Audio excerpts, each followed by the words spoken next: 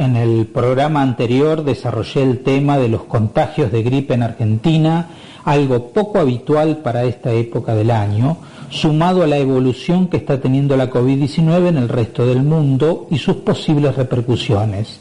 Hoy voy a puntualizar en la gripe y cómo está avanzando en el país. Como dije, en varias provincias de Argentina se han detectado contagios de gripe o influenza, hechos que son poco habituales para esta época del año, sumado a la evolución que está teniendo la COVID-19 en varias partes del mundo. En este contexto atípico, los científicos de Argentina recomiendan llegar al final del otoño y al inicio del invierno con una mayor cantidad de personas vacunadas, no solo contra la COVID-19, sino también contra la gripe o influenza. Es decir, es esencial intensificar las campañas de vacunación contra estos virus. Esta recomendación de los expertos se debe a que en la Argentina, en estos momentos, existe un nivel bajo de infecciones por la COVID-19. En los últimos 7 días hubo 2.712 infectados y 58 muertos, y se presenta un número elevado de casos de gripe, especialmente del tipo A-H3N2. Este aumento se ha detectado en el AMBA y en otras provincias del centro y del norte del país.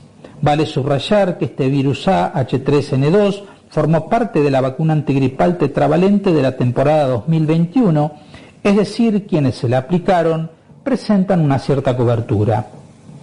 Este escenario atípico de la influenza probablemente se debe a que no se están aplicando las medidas higiénico-sanitarias y el confinamiento o aislamiento social, que sí se dio durante la pandemia de la COVID y que llevó a una reducción de otras enfermedades, entre ellas la gripe. En este punto podemos preguntarnos cuál será el próximo escenario de la COVID en la Argentina, considerando los datos que aporta la Universidad Johns Hopkins y otros sitios como Worldometer. En Argentina se registraron picos alarmantes durante el verano, incluso a mediados de enero se reportaron más de 139.000 casos.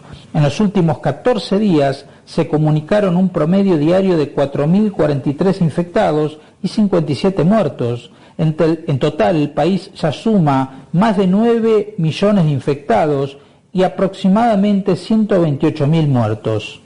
Si consideramos lo mencionado, como es la relajación en las medidas de autocuidado, la posible circulación de la subvariante de Omicron BA2, la que circula en Europa, que se estima un 40% más transmisible, aunque es menos virulenta, y porque la aplicación de la tercera dosis viene más lenta, existe una alta probabilidad de que en abril y mayo surjan picos de contagios, sin olvidarnos de la posibilidad de combinarse con los contagios de gripe, lo que podría generar flurona, que puede ocurrir cuando un paciente se infecta simultáneamente con los virus de la gripe y de la COVID-19.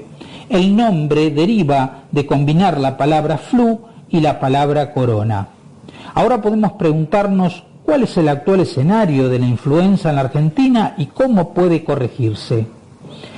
En la gripe es habitual un aumento de casos hacia fines del otoño, durante el invierno y algunas ocasiones al inicio de la primavera. Sin embargo, actualmente se está produciendo en esta época del año, especialmente en niños. Según datos de la Administración Nacional de Laboratorios e Institutos de Salud, Dr. Carlos Malbrán, que es un organismo público dependiente del Ministerio de Salud de la Nación Argentina y considerado un notorio centro de investigación microbiológica a nivel internacional, se llegaron a detectar más de 370 afectados de gripe por semana, un promedio superlativo para esta época del año, y más aún si se considera que el promedio antes del inicio de la pandemia de la COVID eran de 4.000 a 5.000 casos anuales, es decir, de 77 a 96 casos de gripe por semana, lo que nos indica que las infecciones por influenza se han cuadruplicado. Asimismo, el 19 de febrero el Ministerio de Salud emitió una alerta por el aumento de casos de gripe, especialmente de H3N2, y el 16 de marzo informó que hasta el 22 de febrero del corriente se registraron en el Sistema Nacional de Vigilancia de Salud 794 casos de influenza, de los cuales 385 eran del tipo A H3N2 y 4 del tipo A H1N1. A la vez indicaron que se han detectado casos en todos los grupos etarios, siendo los más afectados los niños menores de 5 años, seguido de los adultos entre 25 a 34 años.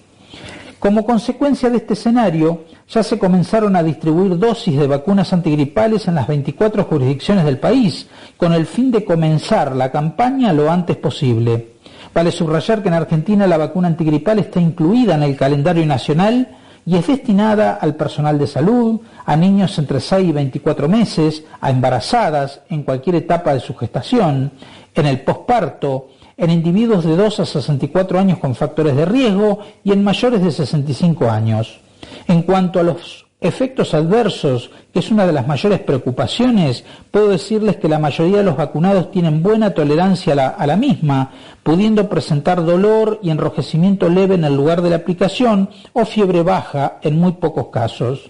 Además, esta vacuna se puede aplicar simultáneamente con otras, siempre que sea en sitios anatómicamente distintos, por lo que no estaría mal que se la aplicara con la vacuna antineumocóxica, de la cual existen dos.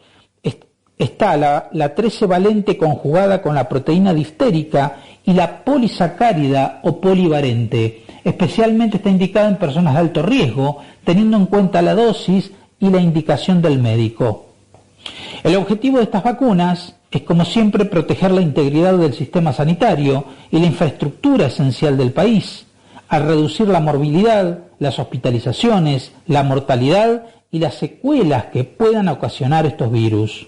Asimismo, en este contexto es recomendable o debemos poner en consideración realizar un diagnóstico diferencial ante la presencia de cuadros respiratorios, descartando la posibilidad de un contagio de la COVID-19, especialmente en los grupos de alto riesgo, para evitar el desarrollo de cuadros graves.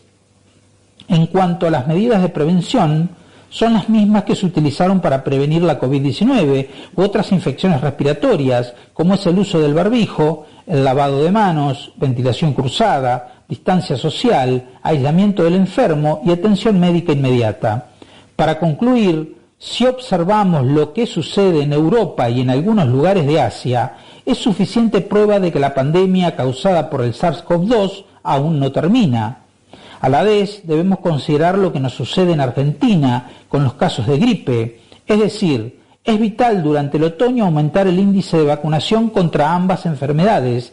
De esta forma podremos arribar al invierno con un alto porcentaje de la población vacunada y así evitar el colapso del sistema sanitario.